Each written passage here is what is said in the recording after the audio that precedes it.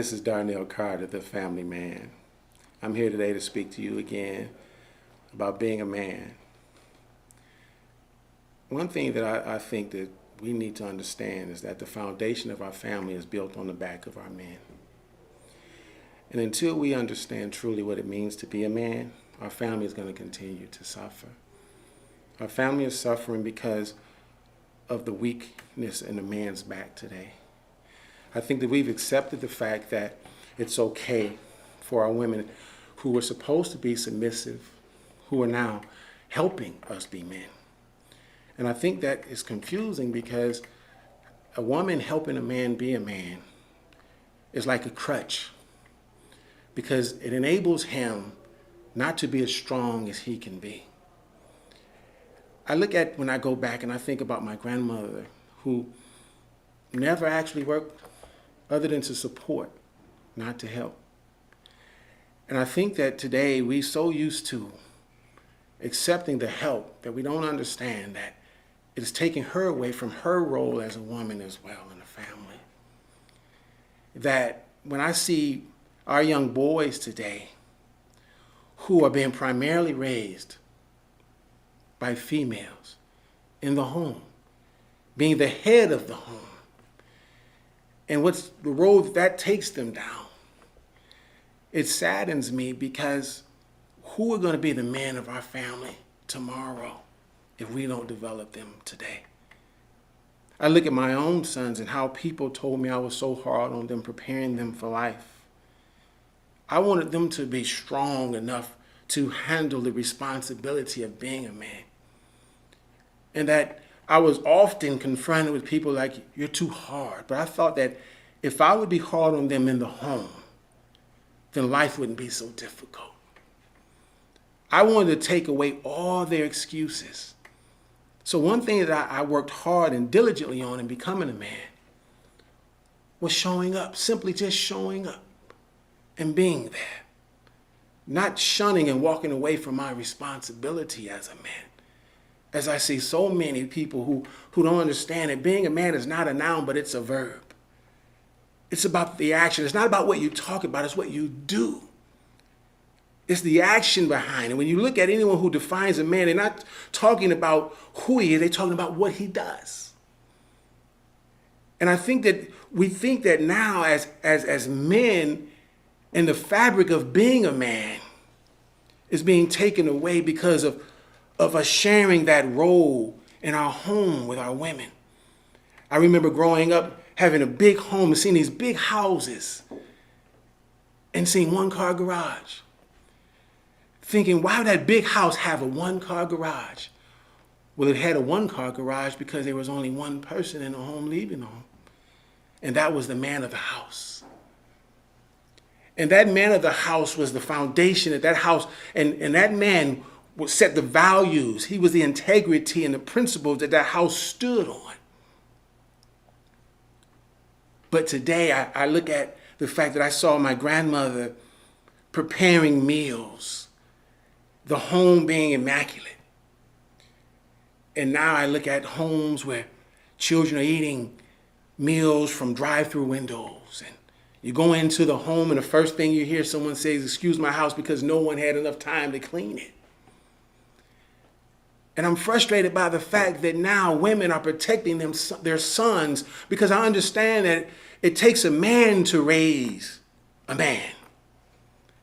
Women are doing a great job because they raise them to be gentlemen, but they just can't raise them to be a man.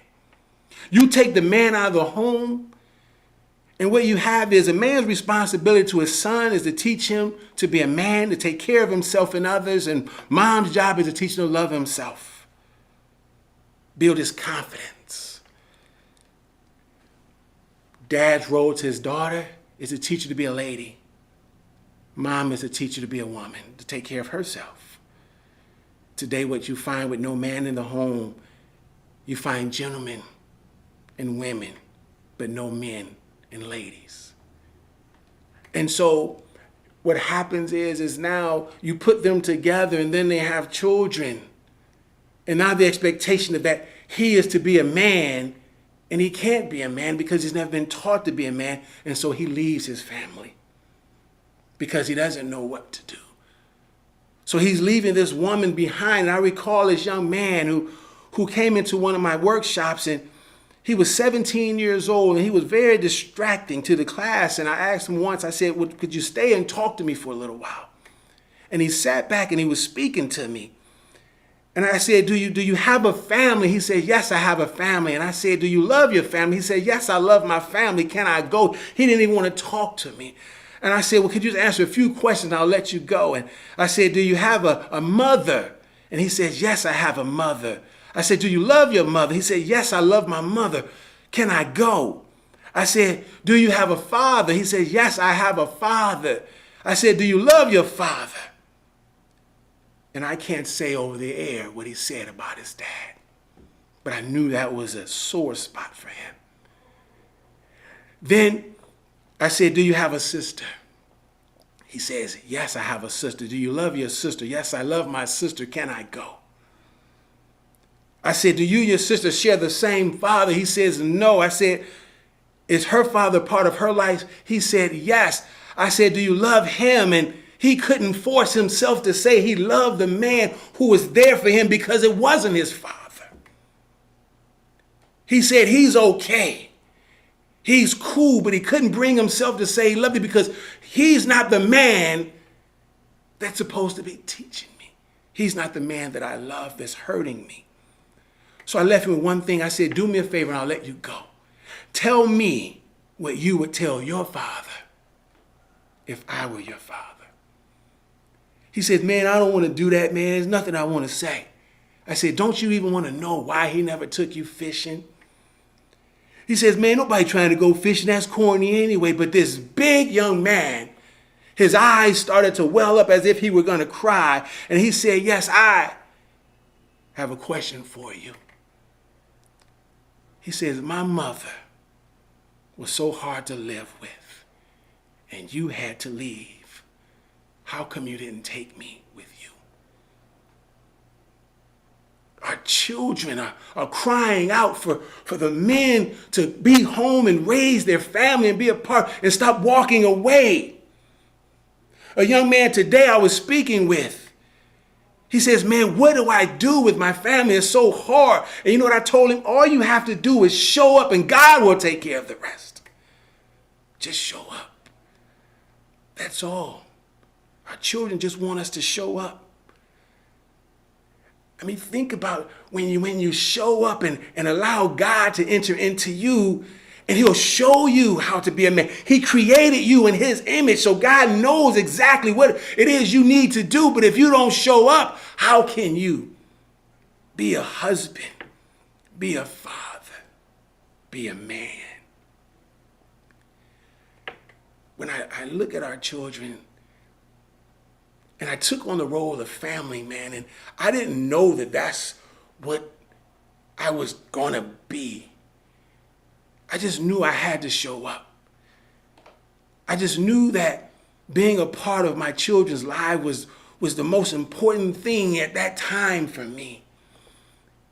I'm not going to sit here and tell you that I've always been a great father, a great husband, but I worked hard for them to see the God in me through my values, through my integrity, through my principles. I know so often that you hear parents say, I want my children to be better than me. I think that I want them to have a bigger home if that's what they desire. I want them to have more money if that's what they desire, but I never want them to be better than me. I'm going to work as hard as I can so that they can always look up to me as a man. I always want my boys to call me and say, Dad, what should I do in this? I don't ever want them to feel as if they're alone. I want them to always see God in me. And then when I leave here, I still want them to look up, and then I want them to be the God that I was, so that their family and their children can see the God in them. I don't want women saying that I don't need a man when we all need men. We all need them. If that were the case, then God wouldn't have created it that way. I'm not here to question. But dominion does not mean absolute power. We can no longer abuse our power as men. We need to utilize that power to keep order in our family. That's what it was for order. So that women can stop doing what they have to do and go back to doing what they're supposed to do. I want to see those Sadies again, those big mamas again, those women who feel, because think about this, I believe that women work full-time jobs now, not because they absolutely want to, because they feel they have to, because they don't trust anymore that we can provide. We have to show our women that we can provide for them. I believe that we have to make sure that we protect them, because by nature, I believe that women are insecure and they need protection, and they need to be protected physically. They need to be protected emotionally, and they need to be protected mentally. I think that if we can do those things, then we'll be needed again. I believe that we've been replaced. Women will trust a Smith & Wesson before they trust us for protection. They trust their 40 to 60 hour a week job to provide for them more than us. We need to let them know that they can trust us again. We need to just show up. We need to show up in our families again. We need for our women to look up to us, not at us. Because they're looking at us as if we're equal. They're speaking to us as if we're equal. And in some cases, they're looking down to us as if we're children. I think that when we have good orderly direction, which is God in our lives and in our homes, no more will there be baby mamas and baby daddies. There'll be husbands and wives. No more will there be these blended and confusing families. Because I'm a firm believer that God created marriage so that the commitment was there before the children, not after the children. Some people say, well, I know I have children, but I'm not ready to get married. But you've already started your family before the commitment was there. I believe that no woman truly wants to be a baby's mama. That's what she settles for. It's a sad state and a sad day when she has to settle for being the provider of her family. When someone breaks into her home, she has to look for herself for protection because there's no man to protect her. I think that we have to understand what it is to be a man and why God intended it and gave us dominion. We have to stop blaming everyone else for not doing our job.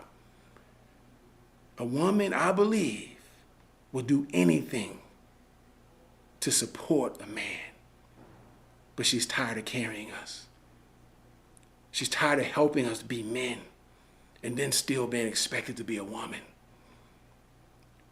I think we need to step up now. And I'm going to leave you with this. Nothing strong ever stood on a weak foundation. Our family is as strong as the back in which the man that it stands on. I want to say thank you for listening to me today.